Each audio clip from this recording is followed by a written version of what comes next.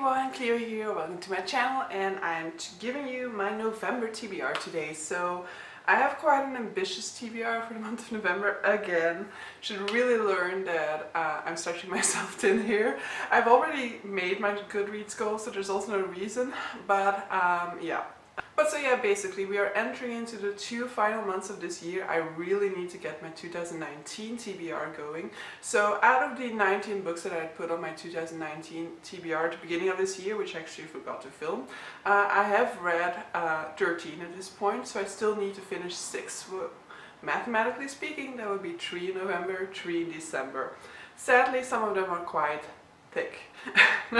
So first off, for this month, I will already say the biggest book on my TBR for this month isn't even on my 2019 TBR, and it's the reason that these 2 last months, and actually last month as well, are going to be hyper ambitious, and that is Words of Radiance by Sanderson.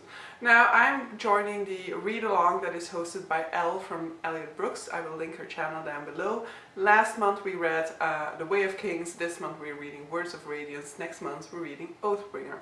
Now all of these, as you can probably tell, are pretty damn thick, so I think this edition is 1,100 pages or something like that. I previously had the mass market paperback for this. Oh, well, I still have it, but I switched to the big ones because Oathbringer I do have in this edition.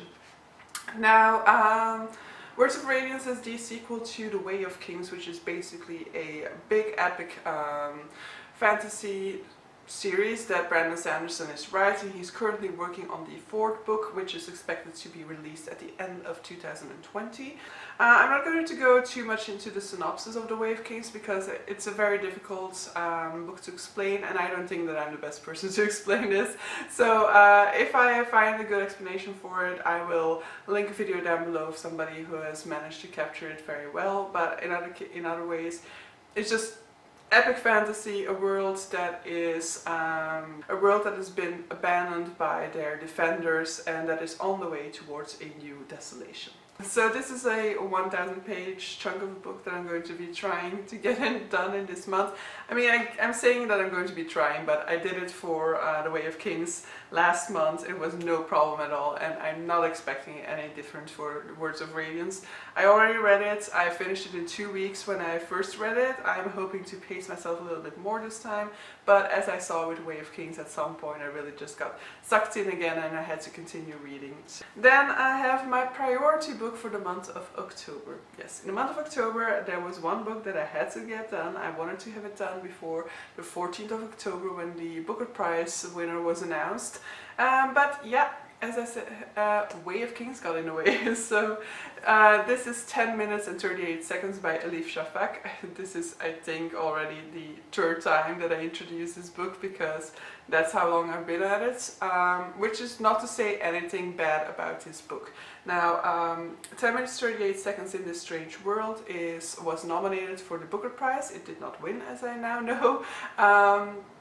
And it follows a prostitute called Layla who has, at the beginning of this book, she has been brutally murdered and left in the dumpsters in the street of Istanbul.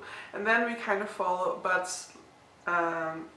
but according to more recent neurological research, it turns out that your brain actually still is active for up to 10 minutes and 38 seconds, and these 10 minutes and 38 seconds are what we are following in this book.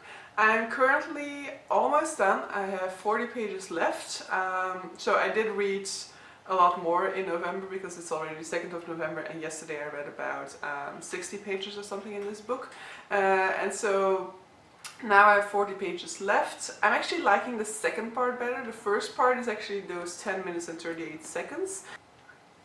So the second part is more about the way her friends are dealing with with her loss, and about the lack of rights for friends in these situations. So none of Layla's family want to claim her, but her friends definitely care deeply for her. But as they are friends and not relations, they have no right to her body and things like that. So I think that is very interesting to look at, and it's very beautifully told. It's a very different style in a way from the first part, because the first part was more retroflexive, so we're looking back at Layla's life through different memories. So she gets memories of scents, of smells, of which is the same, of tastes, and that bring her back to certain times in her life. So it's very much looking back, very much reflective, and then the second part is much more action ways. So we're really in the present day. We're really, and this clearly results in a different style, and I actually prefer the style of the second part of this book so far. But so yeah, I'm definitely looking forward to finishing this one. That will mean that I've read the half of the shortlist for the Booker Prize. I know ideally you finish the Booker Prize shortlist before the Booker Prize winner is announced, but it's already looking better than it did last year when I started the shortlist after the winner was announced. Next up are the 3 books for this month that I've picked from my 2019 TBR. First one I can be very short about, and that is Harry Potter and the Order of the Phoenix. This is the Spanish edition. On my reread now I am reading the Spanish editions. Order of the Phoenix is my favorite Harry Potter. I am finding some surprises upon my reread of Harry Potter this time. So my plan is to reread them all. I will finish next year, and then to make a massive ranking Harry Potter video. And I'm gonna making some changes to my ranking that I didn't realize were necessary. But Order of the Phoenix hopefully will still hold out. I actually started in September, but I basically just read 1 chapter and then I had other stuff to do. I'm really hoping to be able to finish it this month, but I must say that it's looking quite tight this month's TBR, and Order of the Phoenix is the biggest Harry Potter, so I'm hoping to finish this month, but I'm not entirely sure I'll be able to. Because there's another massive book on my TBR. Yes, it's not bad enough that I have a 1,000 page book on there, then I have the 800 or something book of Order of the Phoenix, but I also have a 700 page book, The Fountainhead by Ayn Rand. I don't know too much about The Fountainhead. I wanted to read it just because it's like one of those massive works that's part of like, yeah, the establishment of books, let's say. You know, it's not a classic yet, it's too recent for that, but it's definitely on its way to be a classic. Based on the description at the back, it is a story about a young architect who tries to defy the standards of the industry, the common way of working, and about his explosive relationship to a woman who's apparently trying to destroy it. So I guess a bit of a toxic relationship. I'm very intrigued to see why this is such a well-acclaimed novel. It's also very much, I think, a you love it or you hate it type of novel, so I'm very much interested in seeing whether I can pick out the reasons for that upon my read of this book. But so yeah, massive books all around. Luckily, I'm almost done with Elif Shafak's, but actually initially it was not planned to be on my TBR this month because it should have been finished in October, so yep, not that good. And then the final book for my November TBR is The Plot Against America by Philip Roth. Now, The Plot Against America is basically a prediction made in 2004, I think it was. I looked up the publication date earlier, but I've forgotten already now. 2004, yes. So it's a book published in 2004 by Philip Roth, in which he imagines a different ending to a certain election. So he's looking at the election between Lindbergh and Roosevelt in the 40s, and he's looking at what would have happened if not Roosevelt but Lindbergh had won. So in this fictional account of what would have happened, Lindbergh makes a pact with the enemy resulting in a sort of like peaceful relationship between the US and Germany during the Second World War.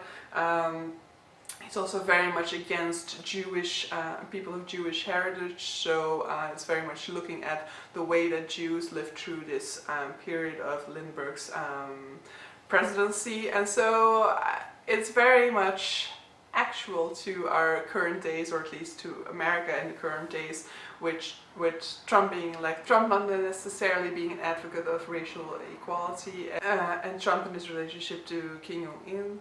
So I'm looking forward to this. I actually bought this in 2016, I see, at the Enter Book Fair, which is where I went to yesterday, and a haul of those books are coming your way, because in 2016 I kept to 2 books. Did not do that this year.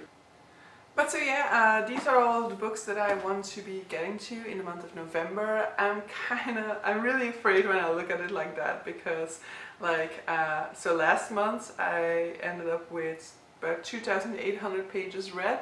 And then I finished 5 books, but 2 of those were like 100-page books or something.